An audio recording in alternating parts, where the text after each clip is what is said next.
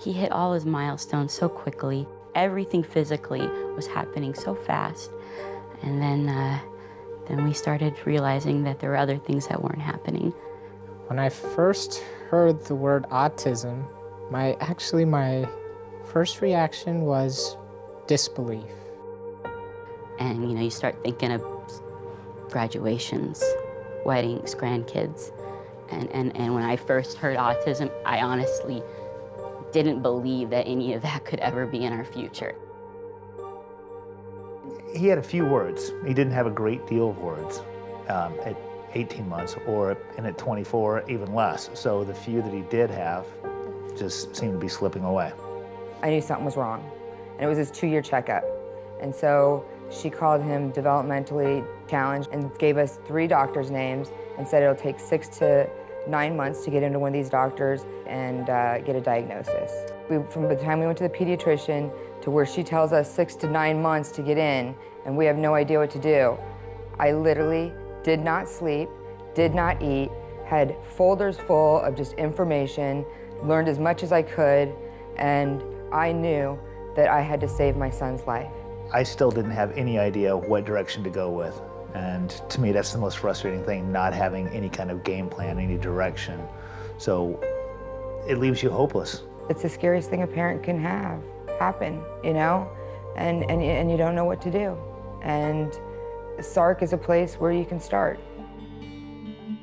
SARK's mission is to provide excellent services to children, adults, and their families impacted with autism across the lifespan, to perform research and to ensure that our programs are based on evidence-based principles. At SARK, parent training is one of the most critical features of all of our intervention programs across all of our ages. So from the youngest little guy in the toddler classroom in the community school to even our adults who might be receiving some one-on-one support. We want to encourage the parents and the caregivers to participate in that, to have a feeling like they're part of the team, and to really have the understanding of how they can help support their child. SARK came in and started doing the one-on-one sessions in home, as well as the parent training. David was unable for me to be able to leave his side, his immediate side. And now I can drop him off, he's smiling and happy as could be. And that's what we were looking for, and SARK has those programs to meet the needs of the period you're in.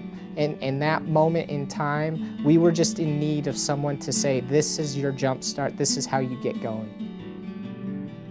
The community school is an inclusive preschool program for children who have a diagnosis of autism, as well as their typically developing peers. SARK's amazing about having, putting typical children with autistic children, because that's where he's learning how to be social and how to get that social interaction. It brought a social piece to our relationship with our son that we just never had before. He's progressing so much that I can actually see it happening in front of my eyes. During a session, overnight, I can see his progress.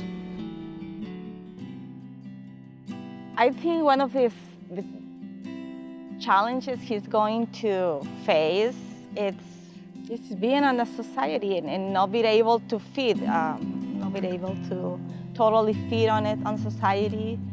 But at the same time, he's a brilliant teenager.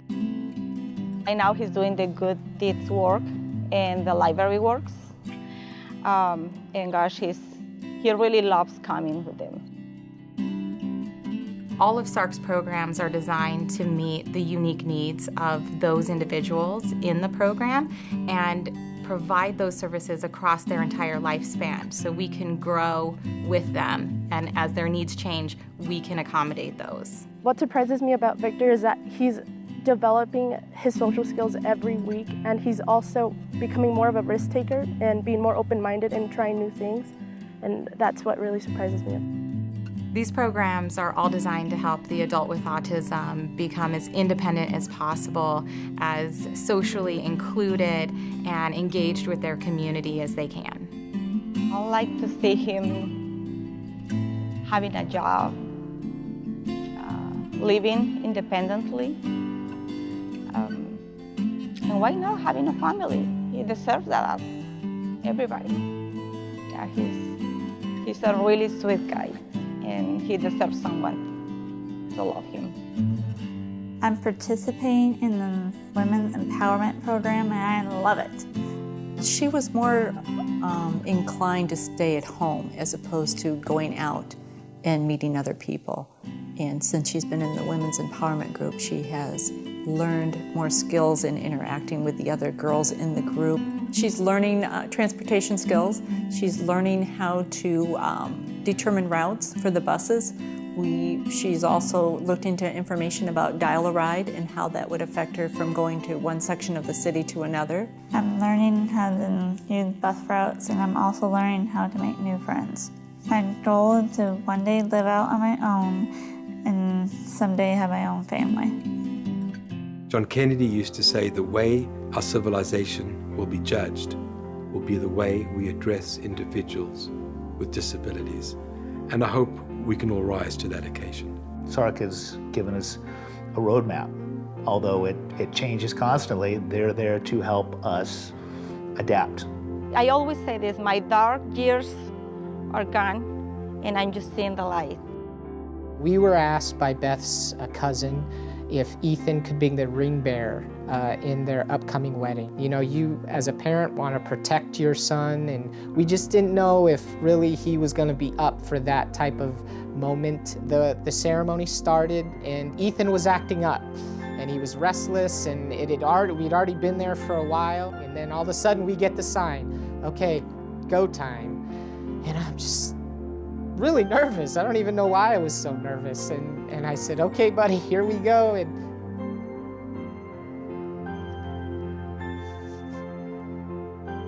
I put Ethan down and I grabbed his hand. And we started walking down the aisle together.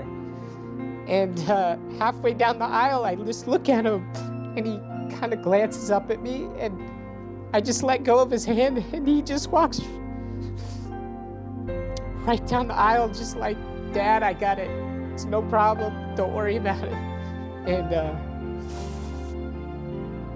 it was like he knew, like, Dad, just, I got this. And that, it was never, ever forget that moment.